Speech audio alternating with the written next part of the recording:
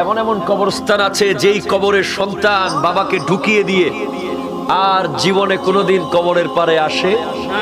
কবর দেখলেই আপনি বুঝবেন এই কবরের কোনো খবর নাই, এই কবরের কোনো খবর নাই।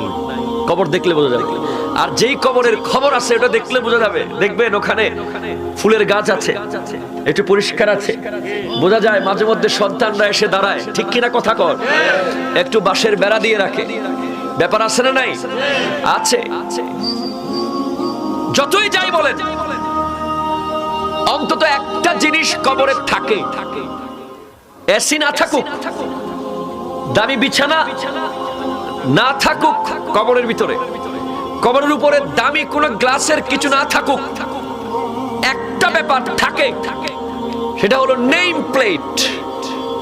যেই ব্যক্তিটা মারা গেছে তার নাম ফলকটা কবরের উপরে থাকে। ভাই কথা বলেন ঠিক কিনা?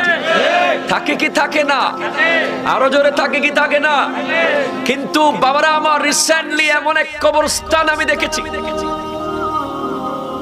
এমন এক কবর যেখানে 43টা লাশ দাফন করা হয়েছে। প্রত্যেকটা কবরের নাম থাকে। তুমি ডাক্তার তো কবরে লেখা থাকবে মরহুম ডাক্তার অমুক। তুমি ইঞ্জিনিয়ার, মরহুম ইঞ্জিনিয়ার অমুক। তুমি অ্যাডভোকেট ডি লেখা থাকবে কবরে, ঠিক কিনা বলেন? এইভাবে তুমি গ্রামের যেই পেশা থেকে মারা গেছো, প্রত্যেকটা পেশা ওখানে লেখা থাকে। বাট রিসেন্টলি ঝালকাঠির সুগন্ধা নদীর মাঝখানে একটা জাহাজ ডুবে গিয়েছিল। ডুবে নাই, আগুনের জ্বলে গিয়েছে পানির মাঝখানে। সেখানে প্রায় 40টার উপরে লাশ দাফন করা হয়েছে একটা অজ্ঞাত কবরস্থানে। ওই লাশদের বাড়িতে নয়, নিজের আপন ভিটা বাড়িতে নয়, নিজের এলাকার মসজিদে নয়, মসজিদের পাশে নয়, এমন জায়গায় দাফন করা হয়েছে কোন এক গণ কবরস্থানে।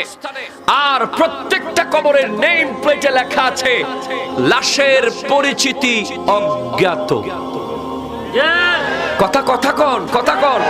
কথা বলেন ঠিক কিনা? এই আধুনিক যুগে ডিএনএ টেস্ট করে পর্যন্ত একটা লাশকে আইডেন্টিফাই করা সম্ভব হয়নি। এমন ভাবে পুড়েছে, এমন ভাবে পুড়েছে, এমন ভাবে জ্বলেছে। আমি আপনাদের সামনে সেই দৃশ্যটা রাখতে চাচ্ছি ভাই। এই দৃশ্যটা একটু খেয়াল করেন তো আপনি। আজ বাদে কাল আমাকেও যেতে হবে।